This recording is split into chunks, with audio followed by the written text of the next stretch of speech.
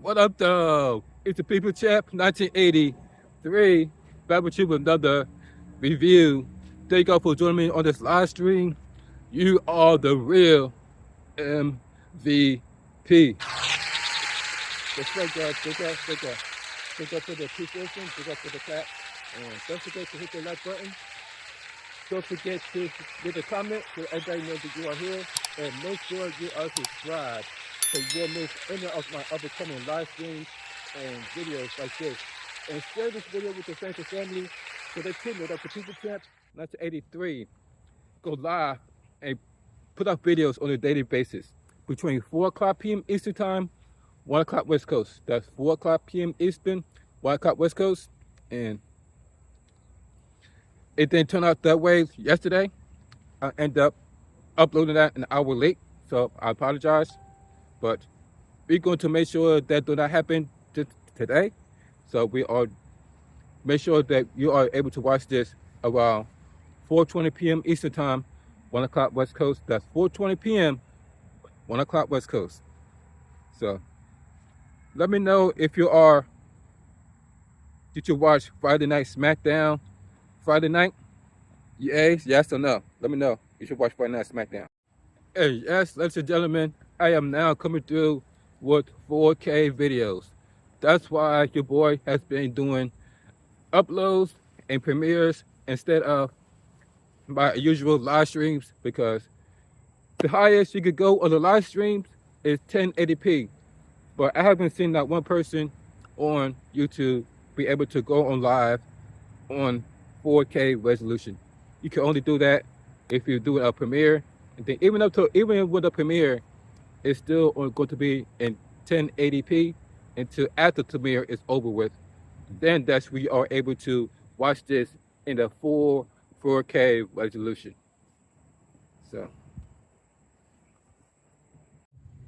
So we kick off Friday Night SmackDown with the cerebral assassin, the Game, Triple H, as SmackDown make their debut on the USA Network. And then Triple H starts off with a promo by saying this: "It seemed just like yesterday I was standing in this ring for the first time episode of the show, going one-on-one with The Rock.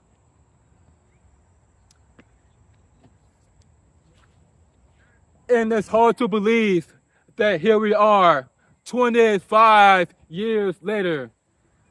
Wow, 25 years, guys. 25 years.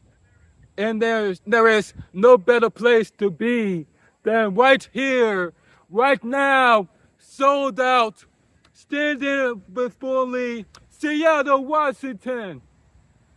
And there was no better way to start this off than with a match for the undisputed WWE Championship between Cody Rhodes and Solo Sikoa inside of the steel cage.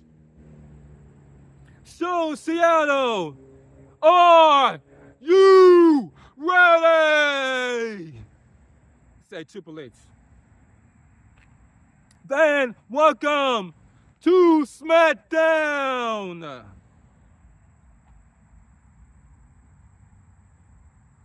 So Triple H mentioned that Friday Night SmackDown has been on the air for 25 years. Guys, it's been, wow, I can't believe it's actually been 25 years since SmackDown's been on the air. You can tell that time has been flying past super fast, because nobody never saw this coming. Nobody thought that it would be 25 years later since Friday Night SmackDown has made its debut on national television.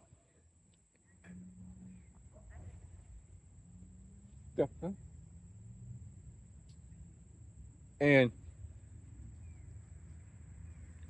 then he mentioned that the very first match is none other than for the undisputed WWE Championship between the defending WWE World Heavyweight Champion Cody Rhodes as he goes one-on-one inside of a steel cage.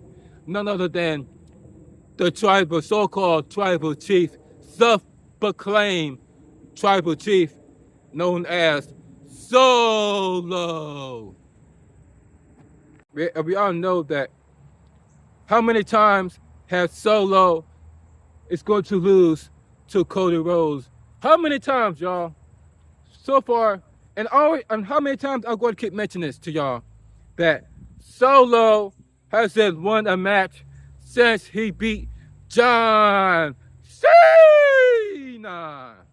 Ever since Solo beat John Cena, Solo has been on a losing streak, specifically to Cody Rhodes. Now, this is his third time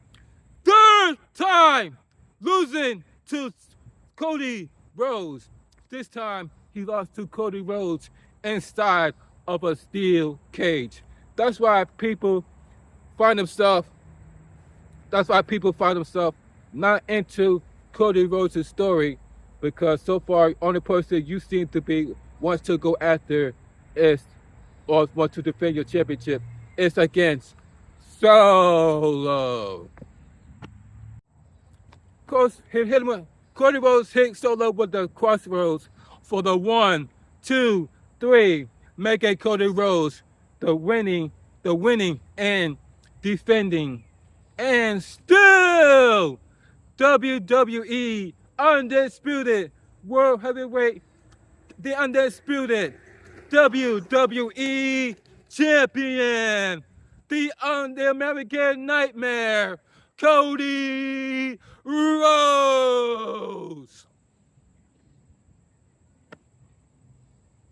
Now you think that Cody Rhodes will finally move on from the bloodline, but then all of a sudden you see Tonka and the other members of the bloodline decided to crawl up the steel cage. And next thing you know, Samoan spike by Solo onto Cody Rhodes. And the next thing you know, Cody Rhodes is being jumped 3-1 by the bloodline inside of the steel cage after Solo has lost his opportunity against Cody Rhodes. And that destructive Jacob Fatu to go up top of the turnbuckle and do a moonsault onto Cody Rhodes' body. Then Solo had destructive Jacob Fatu to go up top of the steel cage this time. Not on the top turnbuckle, but up top of the steel cage. But then, as soon as Jacob Fatu went up top of the steel cage to deliver his devastating moonsault onto Cody Rhodes, that's when the real tribal chief has returned to Friday Night SmackDown, and Roman Reigns. He wastes no time getting right into the business with his family members, known as the Bloodline. As soon as Roman Reigns hopped into the ring, the first thing he did was shut the steel cage closed right behind him. And then he went right into attack mode against his family members, known as the Bloodline. Next thing you know, you see Roman Reigns, George Tabaka, and Topka on both sides, throwing on both sides of the steel cage, one by one, over on the steel cage.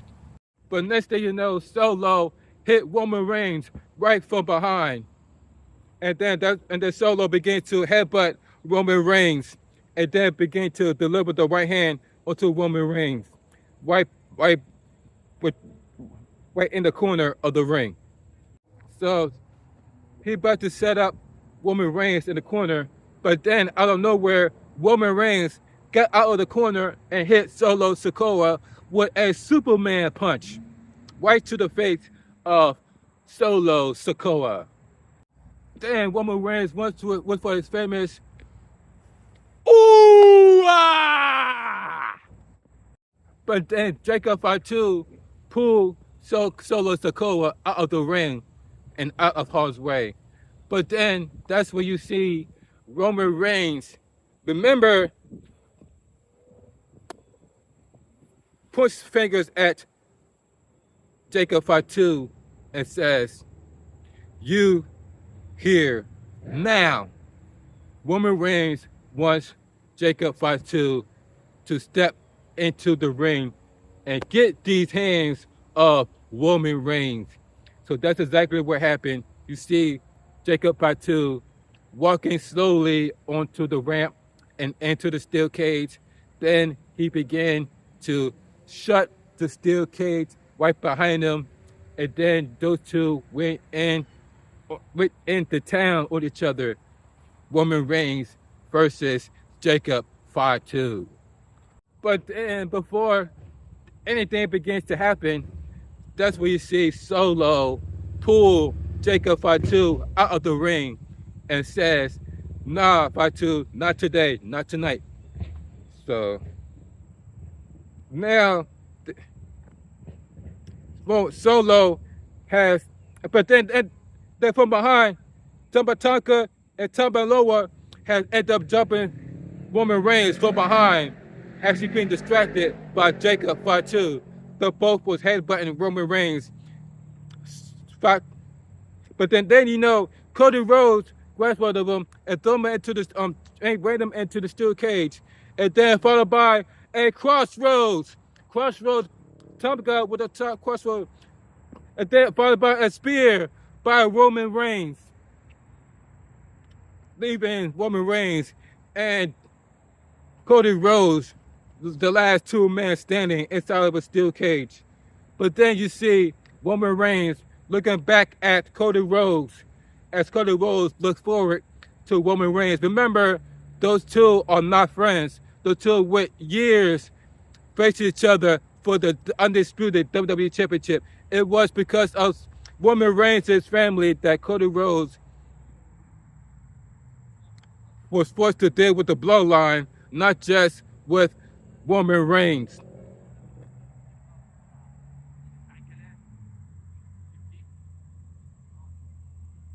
So next, whoever thought that we will see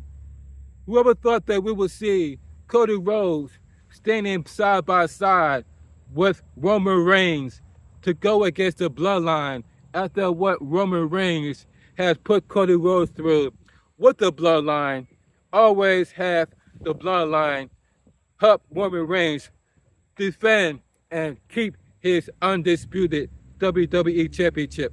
Now Roman Reigns is on the opposite side of the team, and now he is standing side by side with Cody Rhodes against the bloodline, not with the bloodline, but against the bloodline. Let me guys know what to think about Roman Reigns having the back of Cody Rhodes after what him and the bloodline family did to Cody Rhodes for the past 2 years. Let me know in the comment section down below how you feel about Roman Reigns coming to save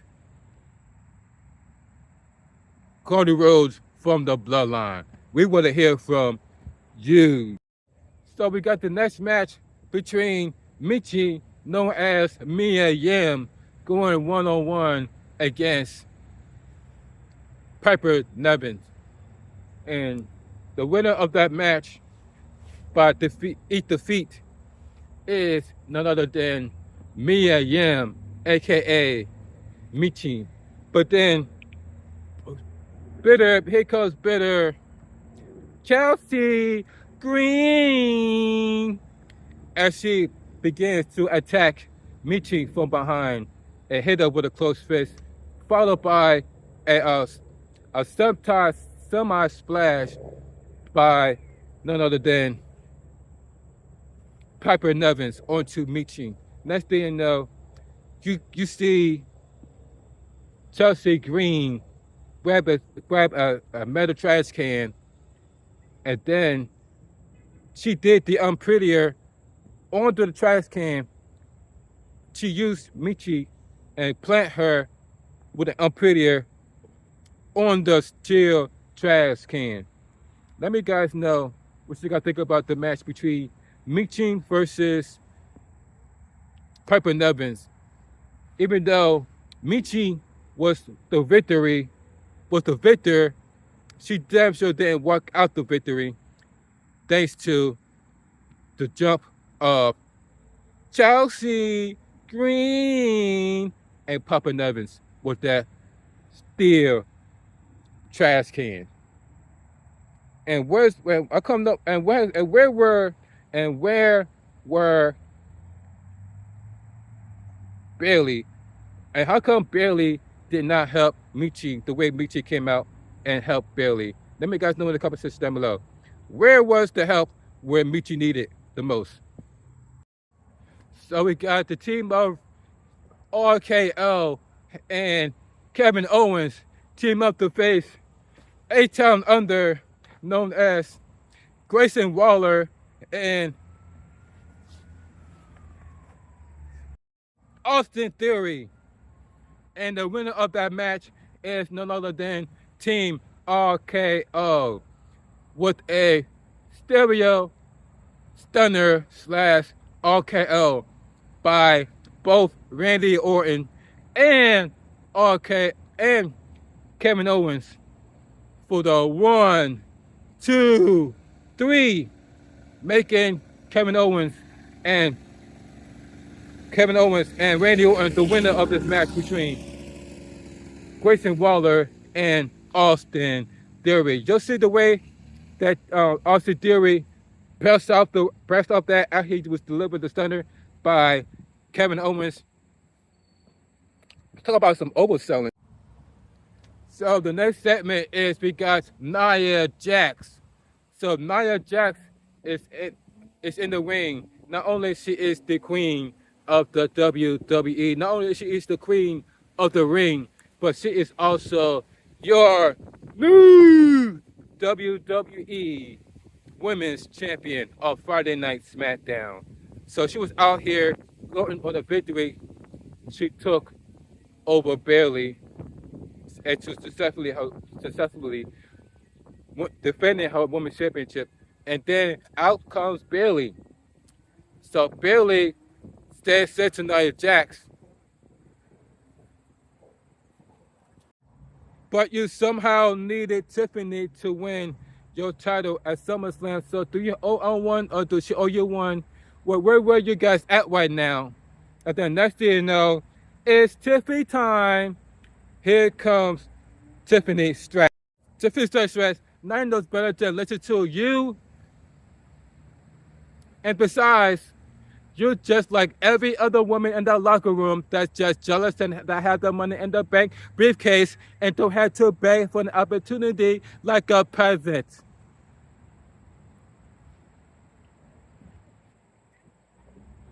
And then that's what Bailey says. I'm a peasant. Well, this peasant beat the youngest Miss Money in the Bank ever last week. Do you remember that? Or do you guys remember that? And my God, ladies and gentlemen, you see the outfit that was worn that night by none other than Tiffany Stratton? Oh my God. Looked like she's about to go out on a hot date after this. She got on heels, she got the purse, she got the outfit on, she got the makeup, she got her hair done. Looked like she's about to go out on the town. There to get down in the wrestling ring on Friday Night SmackDown. Let me guys know what you guys think about the outfit that was worn by Tiffany Stratton. Would you guys give that a yay or a nay? Let me guys know in the comment section down below. I definitely give this a yay. I don't know about you guys, but I definitely give that outfit a yay. My God. Then Tiffany Stratton said the only reason why that is because Nia Jax got involved. Everybody was like, ooh. But then Bailey says, so it's not your fault that you lost? And that's when Nia Jax looked at her like, are you serious? Are you really blaming it on me? Are you? That's just like, you know what, Bailey? You're good. You're smart. You almost had me. Just like you almost have a prayer you refuse to face me again. And then here comes none other than Naomi. Mind you, Naomi came fresh out of Impact Wrestling. Because remember, guys, before she went to Impact Wrestling, she was a tag team champion with none other than Sasha Banks. But because they wasn't given and treated with respect like they deserve, they ended up walking out. They throw the tag team titles onto and then walk out of the WWE. And we haven't saw Naomi and Sasha Banks since. But now that Naomi is back in the WWE, now she's looking for a way more better opportunities. Now that we are in the era of Triple H. Think about it, it's been a while since I held a title. I think it's about time that I do it again. So it looked like Naomi has challenged Nia Jax to a WWE Women's Championship match. Since that, it's been a while since Naomi have championship gold wrapped around her waist. Remember, guys, she is a former knockout champion of TNA. She said, so what do you say? You put your money where your big old mouth is and let's glow. She said, my big mouth. I said, okay. So you want my title and you want my title. Maybe you should have a match to see who faces me at Bad Blood. Oh, shouldn't be like a triple threat? Yeah, we've done that before. We've done that. She's like, no, not a triple threat match. Let's make it a little more interesting. One though, you two face Tiffany and I next week. And whoever gets to win can face me at Backlash. Then they say, we accept.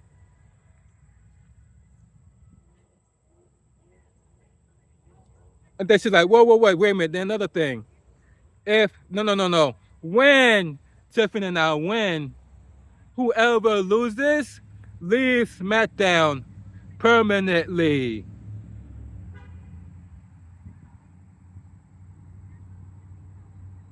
It's a good Tiffany to up your mom, you idiot.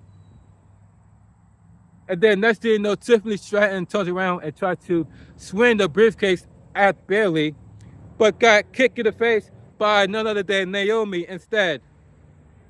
With a rear view. If they miss Money in the Bank retrieve. Guys, we think about that blockbuster announcement that it's going to be a tag team match between Tiffany Stratton and Nia Jax versus Bayley and Naomi. The winner of that match between Bayley and Naomi, the winner will receive a WWE Women's Championship match. But guess what they said after, and I mean after they agreed to the stipulation? They add another stipulation, and that stipulation is whoever loses that match will be gone for Friday Night SmackDown permanently, not temporarily, not for a while, but permanently. And this is out of nowhere. And this after it was after Bayley and Naomi have accepted that challenge. So my question to you is, do you think that Bayley and Naomi make a big mistake by accepting this challenge, knowing that one of their careers is on the line to be on Friday Night SmackDown? And remember, guys, like I said, Naomi just returned to Friday Night SmackDown, so it would really suck for her to leave, and she just got there. So let me guys know what you think about the stipulation that was made by Nia Jax. So then we got the next match. It is for the #1 contender for LA Knight. Yeah! United States Championship opportunity. We got Carmelo Hayes and then we got Andrade. As you can see, while they was on the outside, they both was fighting to I guess deliver one of them the Spanish fly. So I guess they both decided to deliver the Spanish fly on each other. No homo, no Didi, no Busta Rhymes, no Meat Mills. So those two was fighting on the top turnbuckle. And then next thing you know, from the second rope, oh my God, El Grande, 1, 2, for the El Grande with the message for the second rope, for the 1, 2, 3, making Andrade the #1 contender to face L.A. Knight, yeah, and Andrade as he beats Carmelo Hayes one more time. And I hope that it is one more time because, like I said, ladies and gentlemen, it's just like with the fashions and with the it's like with the fashions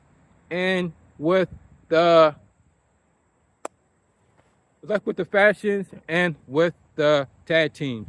It's either they're going against each other or we're having the same type of people going against the same type of people over and over and over and over again. One of those matches is between Andrade and Carmelo Hayes.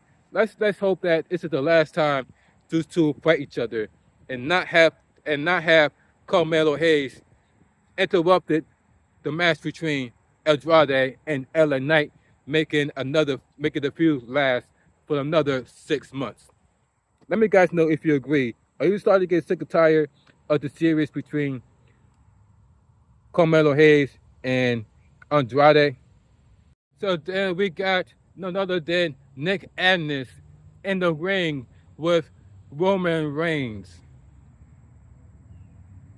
Nick Aldis says,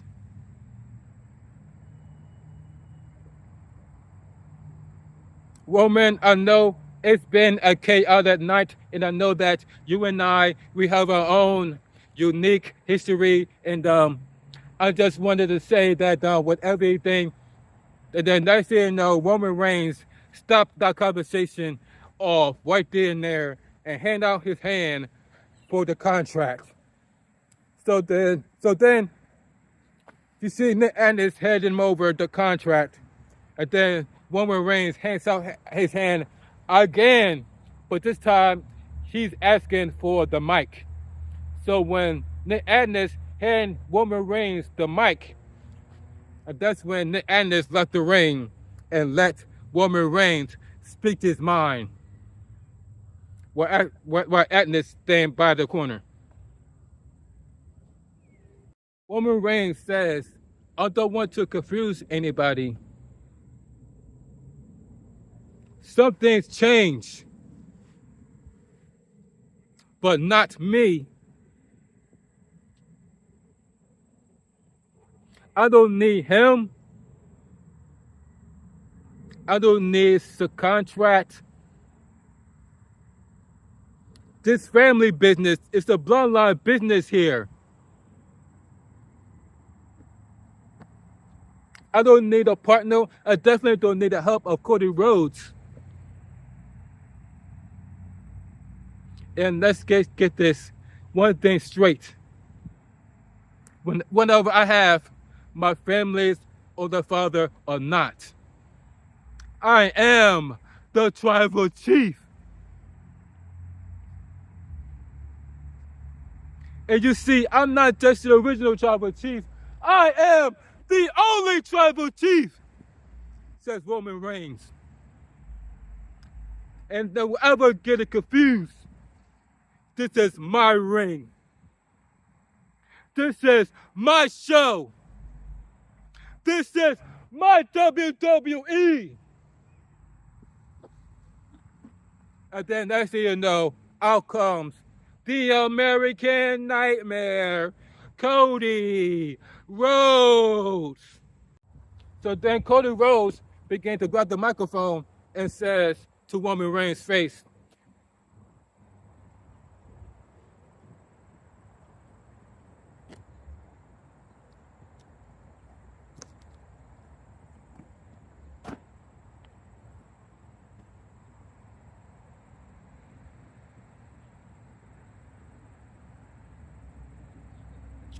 your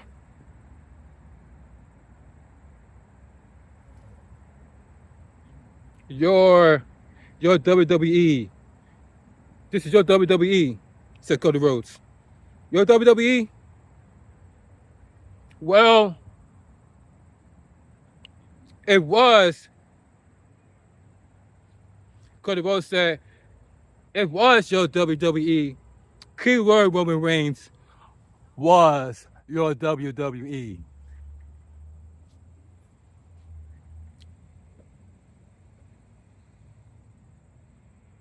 Roman Reigns looked disappointed when he said that. Cody Rhodes says,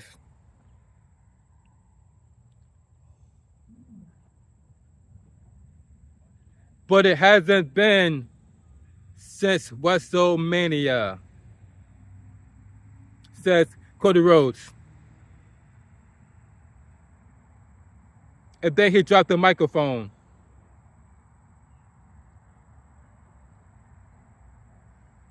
And Roman Reigns dropped the microphone. So it seemed like they wanted to go at it instead of teaming with each other. But then out of nowhere, here comes Solo Sikoa along with the Bloodline 2.0. But then soon as Solo Sikoa was walking down the ramp, Cody Rhodes and Roman Reigns got jumped by the WWE Tag Team Champions. And Cody now running back. And then off the top rope with a Cody Cutter. And then Roman Reigns with a rock bottom onto the Tag Team Champions. Then next thing you know, it's right back to Roman Reigns and Cody Rhodes in the ring, looking at each other. And again, that's like earlier tonight. Then Roman Reigns pick up the contract. Look at the contract in his hands and look at the Bloodline and Solo Sikoa. Look at the contract. And he begins to pick up the pen and saw, as he looked at Solo, saw his name on that contract. And begins to seal the deal. And then Cody Rhodes tells Roman Reigns to hand over that contract. He looks at Cody Rhodes, then he hands over the contract, and then he begins to sign on that dotted line. So guys, what that means? That means that not only do Roman Reigns get his title shot at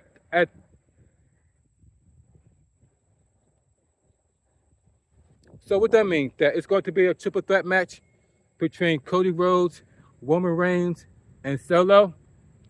Let me know down in the comment section down below what that means now that both Roman Reigns and Cody Rhodes have both signed the contract, that same contract. What did that mean? Let me know down in the comment section down below. Alright guys, I'm about to end this video. Thank you for joining me on this video. You are the real MVP.